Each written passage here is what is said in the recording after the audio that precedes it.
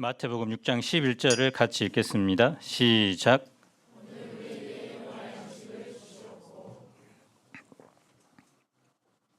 오늘은 주기도문의 후반부인 우리에 대한 세 가지 청원에 대해 살펴보고자 합니다. 일용할 양식, 죄 용서, 사탄의 유혹에 대한 보호입니다. 첫째, 양식을 위한 기도입니다. 11절을 다시 읽어봅시다. 시작.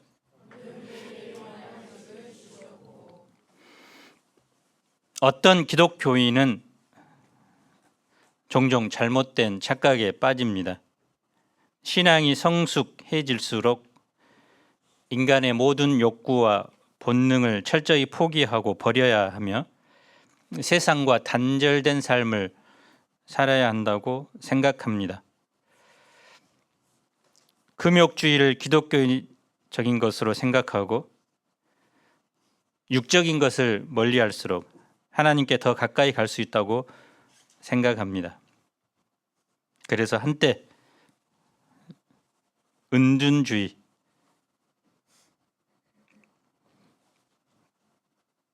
또 사막에서 혼자 외롭게 수도원 생활을 하는 것이 성행했습니다.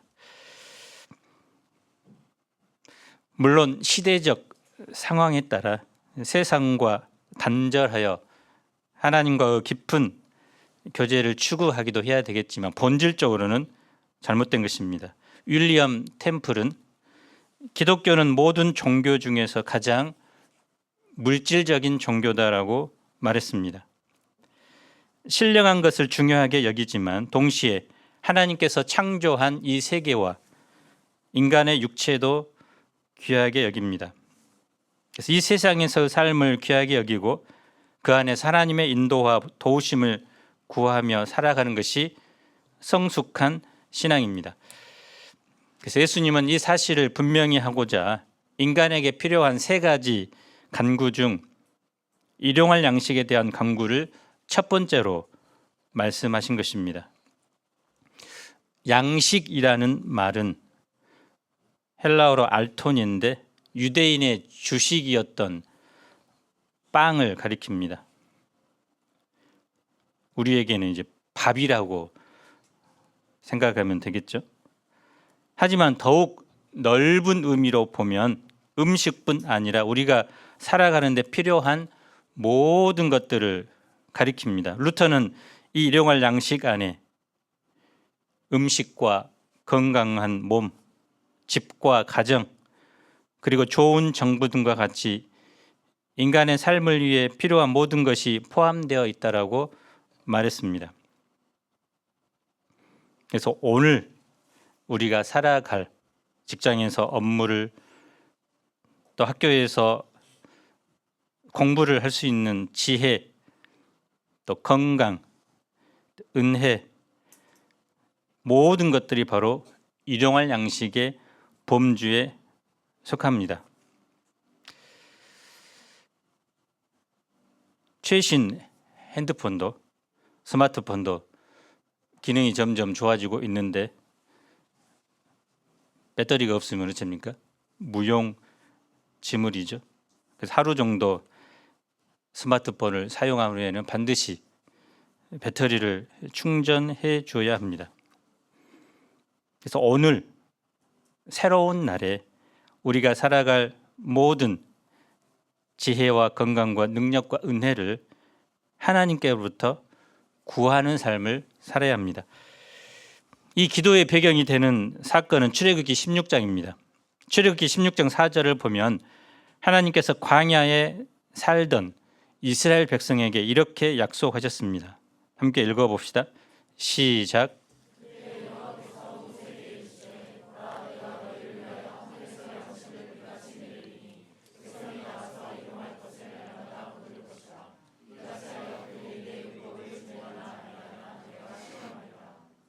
심프슨 박사라는 분은 이렇게 말했는데요.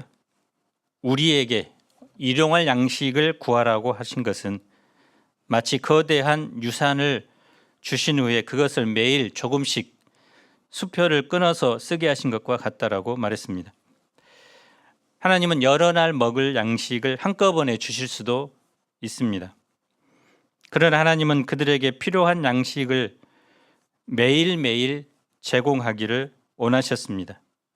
그래서 이스라엘 백성은 매일 아침 일어나 만나를 거두면서 오늘도 하나님께서 필요한 양식을 주셨다는 사실을 깨닫게 되었습니다. 하루하루 살아가는 것, 목숨이 하나님께 달려있다는 사실을 깨닫게 되었습니다. 그래서 매일 습관적으로 하나님께 구하고 그분을 의지하는 법을 배우게 되었습니다.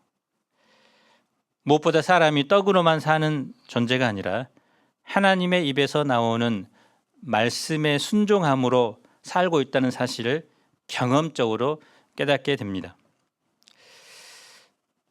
하나님이 모든 것을 채워주시기 때문에 그러면 우리는 일하지 않아도 될까요? 그렇지는 않습니다. 성경은 기독교인이 다른 사람들보다 더 부지런히 일해야 한다고 가르칩니다. 사도 바울은 데살로니가후서 3장 10절에서 일하기 싫어하거든 먹지도 말게 하라고 권면합니다. 오늘날 우리가 사는 자본주의 사회는 무한 소비 사회입니다. 필요해서가 아니라 탐욕을 부추겨서 소비를 조장하는 사회입니다. 그래서 필요하지 않은 것을 욕구하고 사는 일에 익숙해져 있습니다.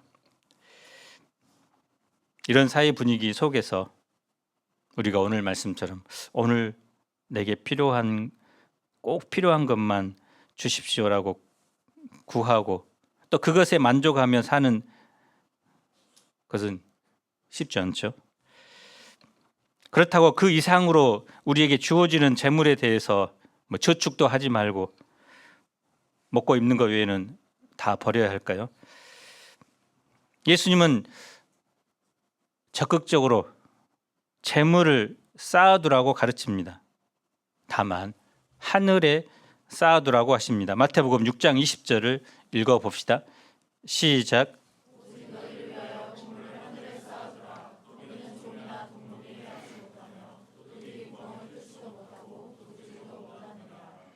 그래서 성도는 열심히 하늘에 재물을 쌓는 일에 힘써야 합니다.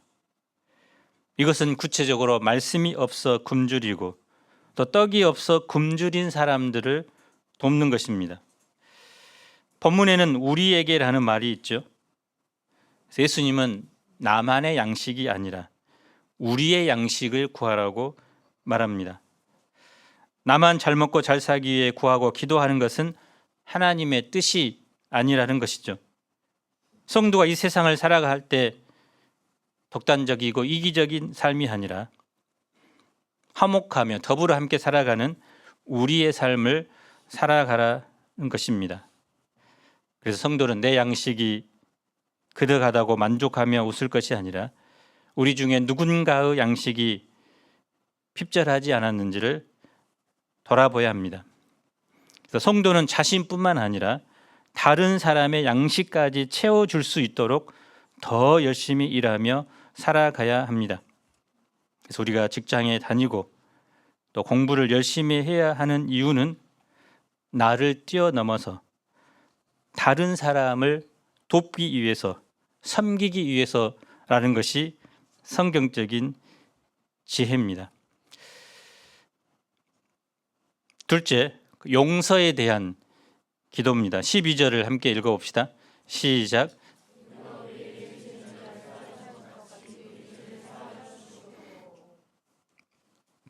죄가 무엇일까요? 성경에서 죄라는 말을 5가지로 구분해 사용합니다.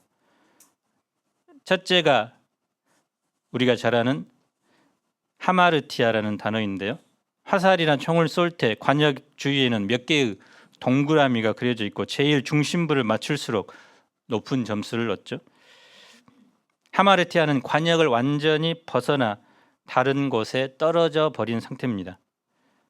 하나님께서 우리에게 원하는 삶, 생각, 행동의 반경을 완전히 벗어난 모든 행위가 다 죄라는 말입니다. 둘째는 파라바시스라는 단어로서 그어 놓은 줄을 벗어났다는 뜻입니다. 차가 다니는 도로에는 선이 그어져 있죠. 차를 타고 일단 도로에 올라가면 운전자는 그어진 선을 따라 나아가야 할 의무가 있습니다. 파라바시스는 이런 모든 규정을 무시하고 중앙선을 넘어 역주행하고 아무렇게나 달리는 상태를 말합니다. 하나님께서 인간에게 반드시 지켜야 할 규칙과 원칙을 제시해 주셨는데 그 길을 어기고 위반하는 모든 행위가 다 죄라는 말입니다. 셋째는 파라푸토마라는 단어로 미끄러져서 넘어졌다는 뜻입니다. 서 있어야 할 사람이 조심하고 자제하지 못하여 미끄러져 넘어진 상태를 말합니다. 그래서 우리 속에 있는 그 죄의 욕망을 자제하지 못하고 넘어진 것입니다. 넷째는 아노미아로서 불법이라는 뜻입니다. 법이 없이 사는 모든 행동을 말합니다. 마지막으로 다섯째는 오페이레마로 빚을 졌다는 뜻입니다.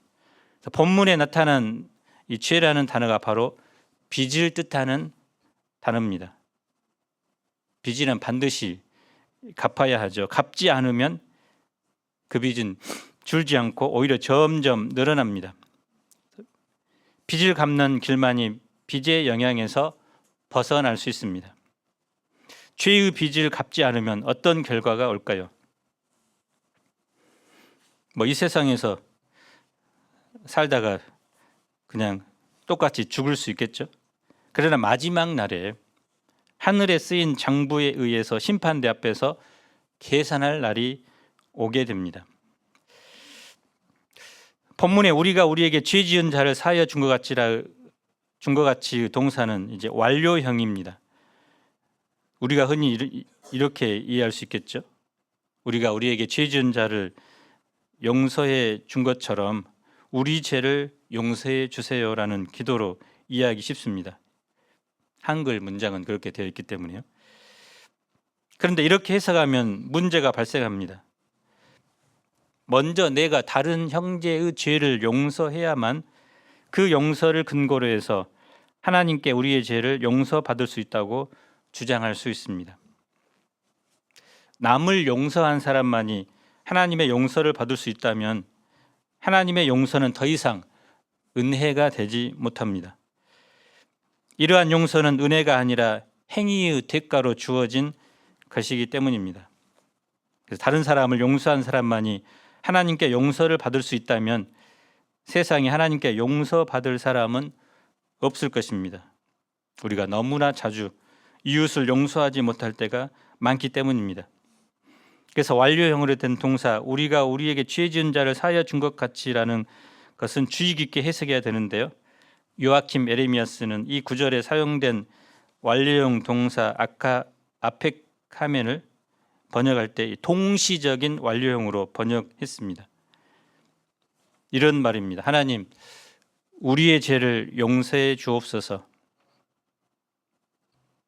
우리에게 죄를 지은 자들을 용서하겠나이다. 그래서 이 기도는 먼저 하나님께 용서를 구한 후에 자신도 용서받은 자로서 이웃을 용서하겠다고 서약하는 고백입니다. 예수님이 죄 용서에 대한 기도를 가르치면서 왜 형제의 죄를 용서하라고 하셨을까요? 하나님께서는 용서받은 우리가 이웃을 용서하며 살기를 원하시기 때문입니다. 이 기도는 내가 너희를 사랑한 것 같이 너희도 서로 사랑하라고 하신 예수님의 새 계명을 실천하는 일입니다. 하나님께 하나님 우리 죄를 용서해 주세요라고 기도하고 죄 용서를 받은 후에 이웃에 대해서 저놈이 나를 못 살게 굴었으니까 한번 손을 봐줘야지 라고 이렇게 생각하는 것은 하나님의 뜻에 어긋납니다. 죄 용서를 받은 사람이 남의 죄를 용서하지 않는 것은 옳지 않습니다. 어느 날 요한 웨슬레가 두 명의 성도가 서로 싸우는 것을 보았습니다. 그는 두 사람에게 이렇게 권면했습니다. 이제 화해하시지요. 그러자 한 사람이 저 사람하고는 절대 화해할 수 없습니다 라고 대답했습니다. 웨슬레는 그에게 그러면 이제부터 당신은 일평생 죄를 지으면 안 됩니다 라고 말했습니다. 그 사람이 왜 그렇습니까? 라고 묻습니다. 웨슬레는 다음과 같이 대답했습니다. 당신이 다른 사람의 죄를 용서하지 못하면서 하나님께 당신의 죄를 용서해 달라고 구하는 것이 옳지 않기 때문입니다. 죄 용서를 하나님께로 받은 사람이 형제를 용서하지 않는 것이 부당하다는 것을 보여줍니다. 주기도문은 바로 뒤에 나오는 마태복음 6장 15절을 한번 읽어볼까요? 시작.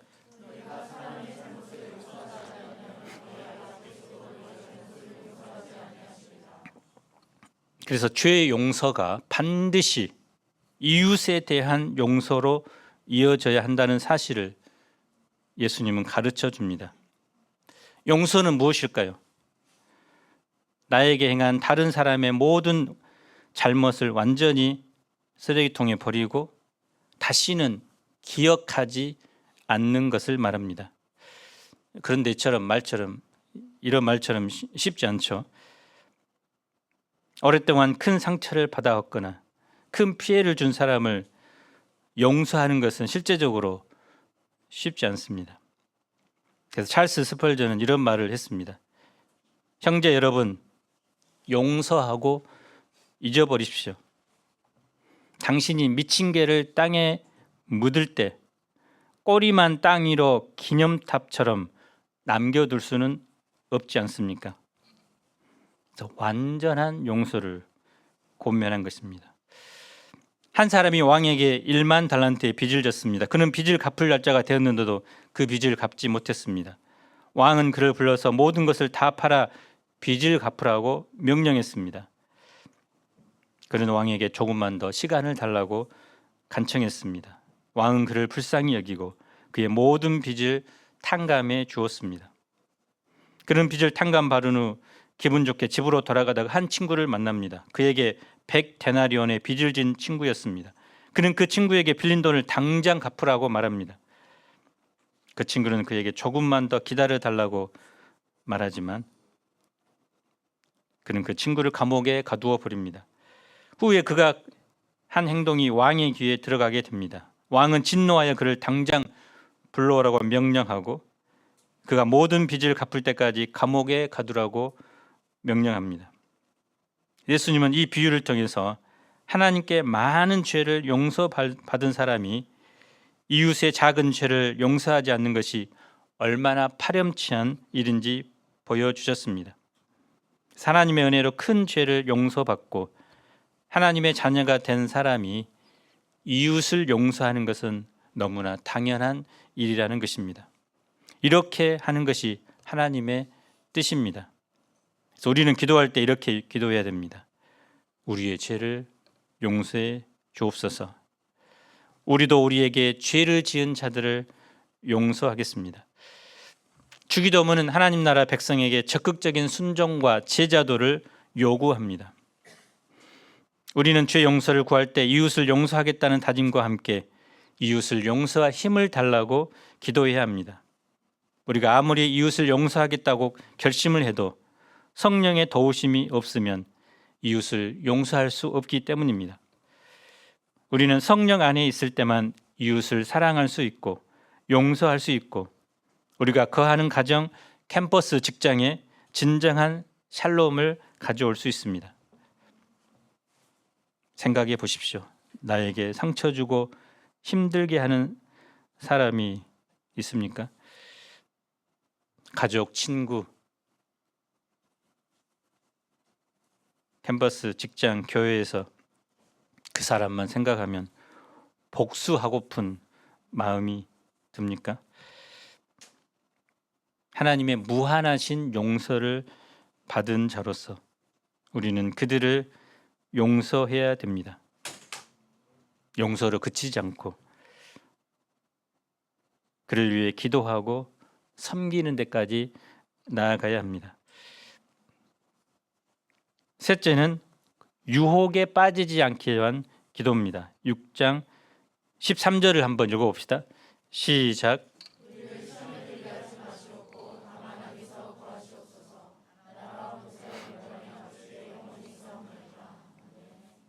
시험이라는 단어에는 페이라스몬, 유혹이라는 뜻과 함께 시험, 이 테스트라는 뜻도 있습니다. 성경은 하나님께서 우리를 시험하시지만 유혹하지는 않는다고 말합니다. 하나님은 아브라함의 믿음을 시험하셨죠. 아브라함의 믿음의 견고함을 확인한 후에 그를 믿음의 조상으로 세우기 위함입니다. 우리를 유혹하는 것은 사탄입니다. 사탄은 우리를 유혹하여 넘어지게 하고 죄의 노예로 만들고자 합니다. 여기 들게 한다는 말은 그 속에 빠지는 것을 허용하는 것을 말합니다. 그래서 예수님은 제자들에게 사탄의 유혹 속에 빠지는 것을 허용하지 말아달라고 기도하도록 말합니다. 이러한 기도는 세상 속에서 사는 우리가 사탄이 우리를 유혹하고 있다는 사실을 전제합니다. 사탄은 아담을 유혹하여 넘어뜨린 이래로 지금까지 계속해서 사람을 유혹하여 넘어지게 합니다. 사탄은 우리의 약점을 잘 압니다. 내가 가장 사랑하는 것, 가장 싫어하는 것, 나의 가장 큰 약점과 강점, 성향, 취향에 대해서 잘 압니다. 그동안 과거의 삶을 통해서 파악을 했겠죠. 미래는 알지 못하지만. 그래서 우리가 어찌할 수 없는 이 치명적인 약점을 계속 공격하면서 우리로 하여금 하나님을 믿는 신앙을 포기하도록 또는 넘어지도록 만듭니다. 우리가 이런 사탄의 시험에 잘 빠지는 이유는 우리 속에 죄의 서역이 남아있기 때문입니다. 그래서 사도 야고보는 이렇게 말했습니다. 오직 각 사람이 시험을 받는 것은 자기 욕심에 끌려 미혹됨이니 욕심이 잉태한 즉 죄를 낳고 죄가 장성한 즉 사망을 낳느니라. 이 사탄의 강하고 집요한 시험을 이기고자 하면 반드시 하나님께 기도해야 되고 성령의 도우심을 구해야 합니다.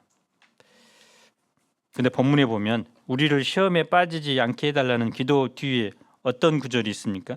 악에서 구하시옵소서라는 기도가 덧붙여져 있죠. 주석가들은 이 악의 의미에 대해서 두 가지 해석을 말했는데요. 악을 중성으로 보고 그냥 말 그대로 악으로 번역이 한다고 주장했습니다. 다른 학자들은 이 말을 남성으로 보고 악한 자로 해석해야 된다고 주장했습니다.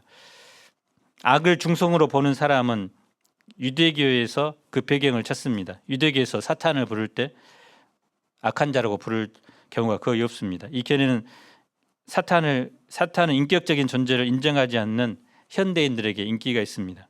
하지만 복음서를 보면 이런 견해가 옳지 않다는 것을 발견합니다. 복음서 곳곳에 악한 자라는 말이 등장합니다. 누가복음 11장과 22장을 보면 시험이라는 말이 사탄과 관계되어 나옵니다. 그래서 복음주의 학자들은 본문에 나오는 악을 남성으로 보고 악한 자 즉 사탄으로 해석해야 한다고 말합니다. 그래서 사탄으로부터 구하시옵소서 이렇게 해석하는 거죠. 주기도문은 하나님 나라의 도래를 구하는 것으로 시작합니다. 하나님의 통치가 하늘에서 이루어진 것처럼 땅에서도 이루어지기를 구하는 기도입니다. 또한 주기도문은 사탄의 통치로부터 우리를 구해달라는 기도문으로 끝을 맺습니다. 두 가지 기도는 사실상 같은 내용을 다르게 표현한 것입니다. 하나님의 통치를 구하는 기도는 하나님의 나라의 도래를 긍정적으로 표현한 것이고, 반면 사탄의 통치로부터 구원해 달라는 기도는 하나님 나라의 도래를 부정적으로 표현한 것입니다. 하나님 나라는 우리가 하나님의 통치를 받아들일 때 이 땅에 실현됩니다. 그리고 하나님 나라는 우리가 사탄의 통치로부터 해방될 때 이루어지게 됩니다. 예수님은 세상에 오셔서 사탄의 통치를 무너뜨리고 하나님 나라의 통치를 회복시키셨습니다. 사탄의 왕국이 무너지는 것을 보여주기 위해서 귀신을 쫓아내고 병자를 고치고 죽은 자를 살리셨습니다. 누구든지 회개하고 하나님께 돌아오면 하나님의 나라, 하나님의 자녀가 될 것이라고 선언하셨습니다. 그리고 예수님께서 세상을 떠나서 승천하신 후에는 제자들이 이 사역을 계승하게 되었습니다. 복음은 점점 확장되어 이제 21세기를 사는 우리에게까지 전파되었습니다. 이제 이 복음을 들고 세상에 전할 사람은 누구일까요? 우리죠. 예수님을 통해 시작된 하나님 나라 복음은 온 세상으로 확장되어야 합니다. 하나님 나라 통치는 종말에 가서 예수님의 재림을 통해서 완성되게 됩니다. 그때까지 우리는 여전히 사탄의 유혹에 노출되어 있습니다. 그러나 예수님의 십자가와 부활로 사탄은 이미 패배했습니다. 우리 안에 내주하시는 성령은 사탄보다 더 강한 분입니다. 사탄은 성령을 따라 사는 성령 충만한 사람들을 건드리지 못합니다. 영국의 복음 전파자 존 낙스는 이런 말을 했습니다. 기도하지 않는 한 민족보다 기도하는 한 사람이 더 위대하다. 우리나라 그리고 우리 교회의 미래는 바로 기도하는 한 사람의 무릎에 달려 있습니다. 내 자녀들과 양들의 미래도 마찬가지입니다. 기도하는 부모, 기도하는 목자의 부르짖음에 의해 좌우됩니다. 하나님은 기도를 통해서 당신의 나라를 확장합니다. 특별히 예수님은 우리에게 주 기도문을 가르쳐 주셨습니다. 우리가 예수님께서 가르쳐 준 이 주기도문으로 날마다 기도함으로 하나님 나라가 이 나라 구석구석 임할 수 있기를 기도합니다. 특별히 하루하루 매일 필요한 일용할 양식, 감당할 지혜와 건강과 은혜들을 우리가 매일 아침 하나님께 1시간 구하라고 말하지는 않습니다. 짧게라도 시작하기 전에 일용할 양식을 주시도록 이제 실제적으로 기도하는 삶을 살아갑시다. 사탄으로부터 우리를 지켜주시도록 기도합시다. 특별히 용서하지 못하는 사람, 하나님의 충만한 용서를 받은 자로서 그 사람을 용서하고 더 나아가 그 사람을 위해 기도하고 섬기는 진정한 그리스도인으로 우리가 쓰임 받기를 기도합니다. 11절을 읽겠습니다. 시작. 오늘 우리에게 일용할 양식을 주시옵고. 하나님 아버지, 우리가 오늘 우리에게 필요한 일용할 양식을 하나님께 구하는 삶을 살아가게 도와주십시오. 우리의 육적 생명 또 영적인 생명이 하나님께 달려있음을 깨닫게 도와주십시오. 특별히 하나님께로부터 놀라운 용서의 사랑을 받은 자로서 마땅히 내게 죄를 범하고 상처를 준 그 사람을 용서하고 또 사랑할 수 있도록, 그래서 우리가 거하는 공동체에 진정한 샬롬이 임하도록 축복하여 주십시오. 우리를 넘어지게 하는 모든 유혹과 사탄으로부터 우리를 지켜주시고 우리 내면에 또 우리 교회에 우리나라에 하나님의 나라가 임할 수 있도록 축복해 주시기를 기도합니다. 예수님 이름으로 기도합니다. 아멘.